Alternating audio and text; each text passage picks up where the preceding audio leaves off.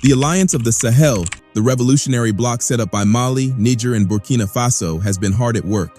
Since its first summit was held in June 2024, the newly formed bloc has been setting certain things in the bloc for its operation. As you know, part of the reason why the bloc was established was to combine resources to fight the insecurity that has plagued the region for decades. As a result, the bloc has formed its own military force, a feat the regional bloc, ECOWAS, has never achieved. Recently, in support of the military force, Russia provided some weapons and military specialists to help fight the insecurity. In this video, we will analyze the AES Joint Force and the support provided by Russia. When the foreign ministers of Mali, Niger, and Burkina Faso announced on December 1, 2023, that the three countries had plans to establish a confederation, Africans were filled with joy because this is something every true Pan-African wishes for, and it's a step to achieving African unity. At the time, the foreign ministers announced that top diplomats from each of the three countries had met in Bamako for 2 days where they had discussions on ironing out the workings of the new alliance between the three countries. They also emphasized the importance of diplomacy, defense, and development to consolidate political and economic integration. The foreign minister of Mali, Abdoulaye Diop, then noted that recommendations will be submitted to each head of state, who are due to meet in Bamako at an unspecified date. We all waited patiently for when the Confederation would be operational.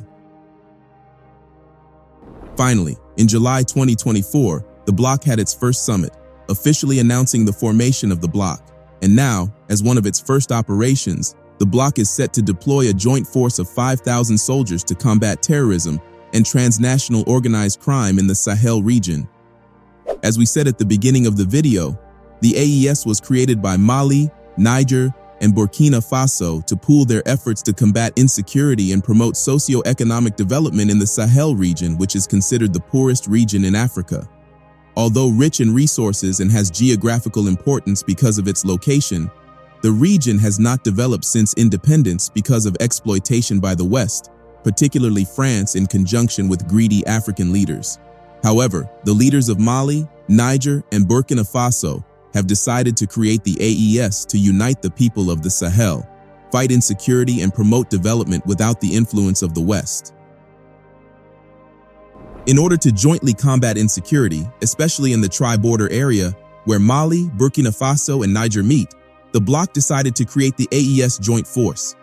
The establishment of this joint force is necessary because the tri-border area has not just been hit with frequent terrorist attacks, but is also a region rich in mineral resources, making it a key target for armed groups. So taking control of this region will not just eradicate insecurity, but also help the authorities to fully maximize the resources for the development of the region. Before we proceed, here is a reminder to like this video, drop a comment, and subscribe to our channel so that you can get more videos like this.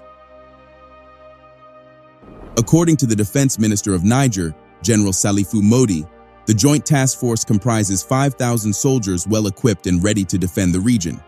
Our forces will now be able to intervene together, he said. Modi also emphasized the importance of collaboration in addressing the threats posed by criminal groups in the Sahel, saying that the 5,000-strong unified force is practically ready. The defense minister also revealed that the AES Specialized Joint Force will be equipped with ground, air, and intelligence resources and will operate across the territories of all three countries, members of the Sahel States Alliance. The best part is that deployment is only in a matter of weeks. By forming the AES, Mali, Burkina Faso, and Niger hope to establish a more effective and flexible framework for cooperation.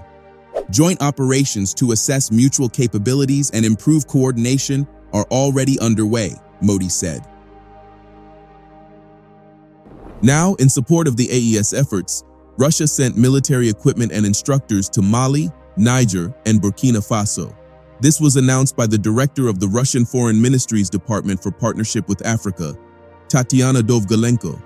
Russia, for its part, assists both in strengthening counter-terrorism capabilities and improving the combat effectiveness of national armed forces by sending military specialists and equipment, training military and law enforcement personnel, as well as in the social and economic development of the countries of the region, Dovgalenko said, commenting on the creation of the alliance. She also added that, The creation of such a community is an important step in consolidating the efforts of Burkina Faso, Mali, and Niger to ensure their national security and social and economic goals.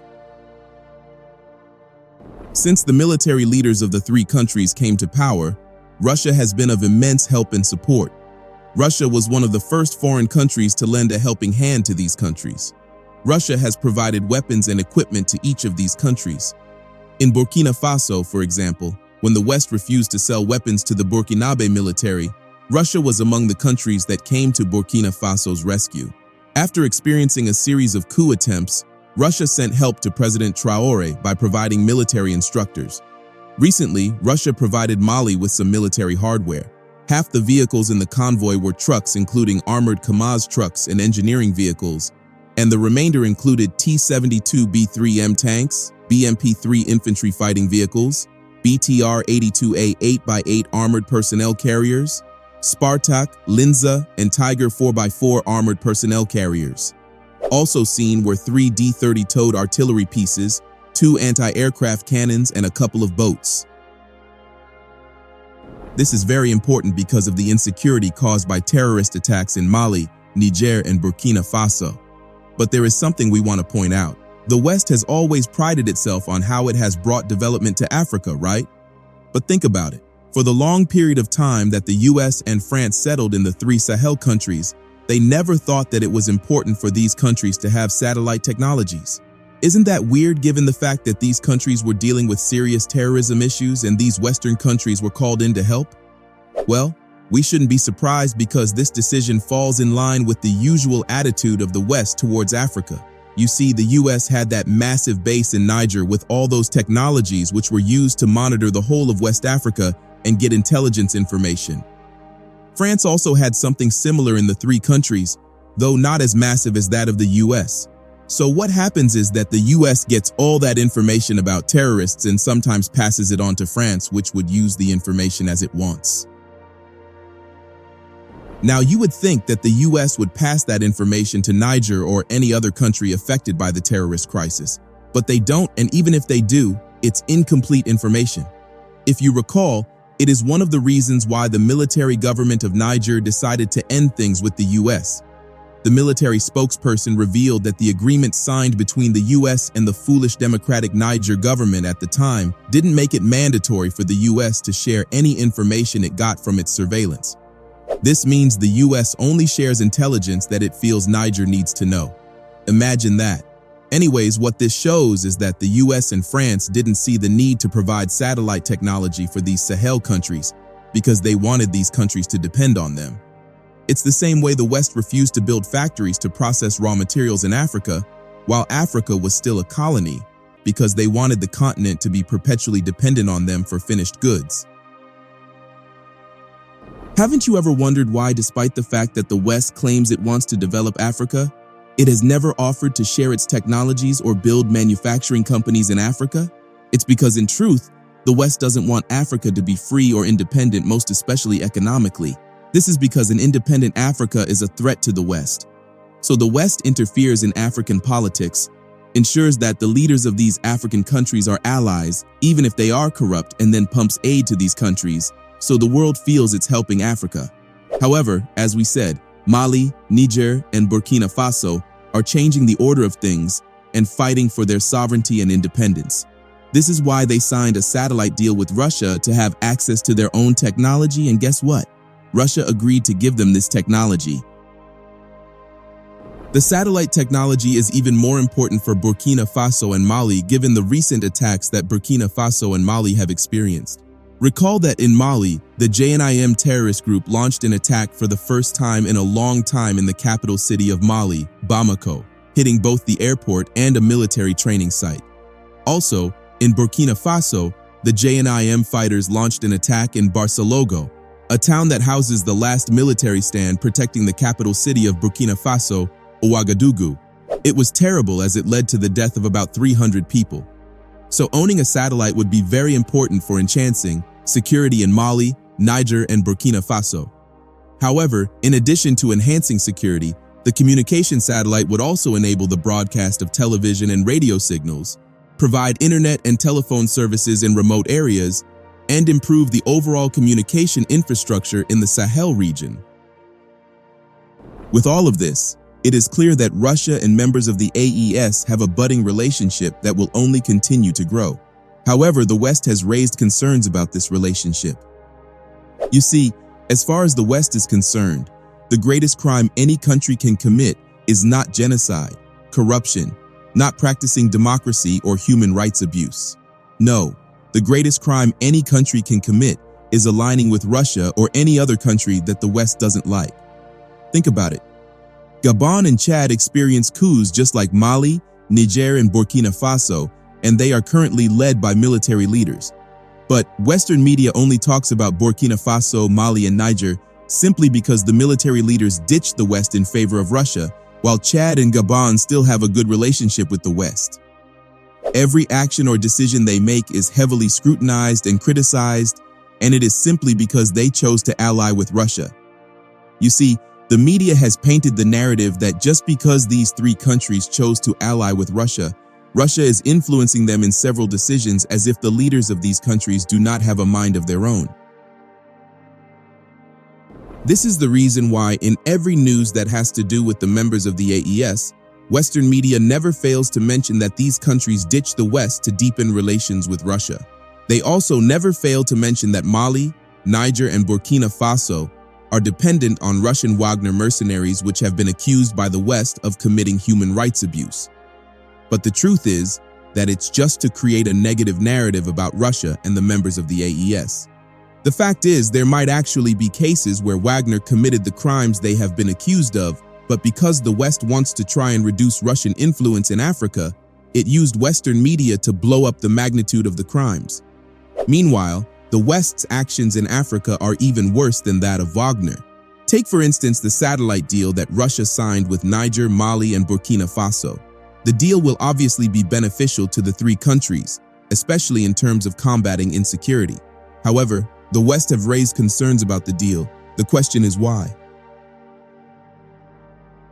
Well, aside from the fact that the West detests anything that would bring a sort of independence to African countries, the primary reason why the West is concerned is Russia. For the West, this deal is just another way for Russia to deepen and spread its influence in the Sahel region. Western countries, particularly the US and France, are not happy about the fact that the Sahel region has ditched them in favor of Russia. So, any deal Russia makes with any African country is an evil plan, with the end result being the spread of Russia's influence. In addition to this, the West feels that the satellite deal would lead to an increase in Russian misinformation and propaganda against the West. But what does this mean? Well, if you recall, when the coups first occurred in Mali, Niger, and Burkina Faso, which led to the spread of anti-Western sentiments leading to cutting off partnership with the West. The West, through its media, created the narrative that Russia was behind the coup and the spread of anti-West sentiments. Right now, if you observe Western media closely, this narrative that Russia is the reason why African countries do not want to solely partner with the West has began to spread. But that is an insult to Africa, because it means that Africa is so gullible and blind that it doesn't have a mind of its own. In their superiority and paternalistic nature, Western countries have accused Russia of spreading misinformation about the West, which has turned the hearts of Africans against them. Imagine that. As we said, the West feels Africans can't think for themselves and cannot dare to have anti-West sentiments. So, in their minds, the only reason anti-West sentiment is spreading is because of Russia. How delusional are they? The truth the West has refused to face is that Russia doesn't have anything to do with anti-West sentiment spreading across Africa. The fact is that the African continent has had enough of the West interference and paternalistic attitude, which has only benefited the West. For more than 150 years that the West has been in contact with Africa, its presence has only caused chaos, poverty, and insecurity. Africa knows this, and that is why these countries in the Sahel have ditched the West and chosen to partner with Russia.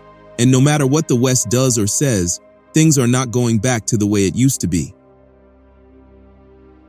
The African continent is on a path of transformation, even though it may not seem so obvious. The West knows this, and that's why they are scared. African leaders have woken up to the realization that the West doesn't have so much power over them, and they can live without the influence of these people. These changes across the African continent are as a result of three factors. One, which is actually the most important, is the rise of emerging economies such as China and Russia as major international players. The West are no longer the only ones in the game. China, Russia, India, Turkey, and Iran are there. These countries, especially China and Russia, are viewed by the West as threats to their global dominance, and so they have found ways to stall their influence through several policies and sanctions. However, these countries have found ways to beat the West at their own games, and despite the obstructions, they have emerged as the threat they are to Western powers.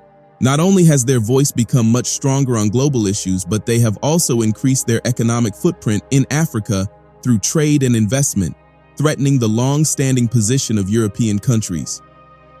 For instance, in just 2 decades, China has become Africa's largest trade partner, and Africa-China trade has been growing at about 20% per year since 2000, reaching $188 billion in 2015. This is more than triple that of India, Africa's second biggest trade partner. Russia is also not left out, steadily increasing its trade and diplomatic relations with the African continent. These countries have also come together to form BRICS, an economic organization that has now grown to be viewed as a threat to Western existing financial structures such as the World Bank and IMF.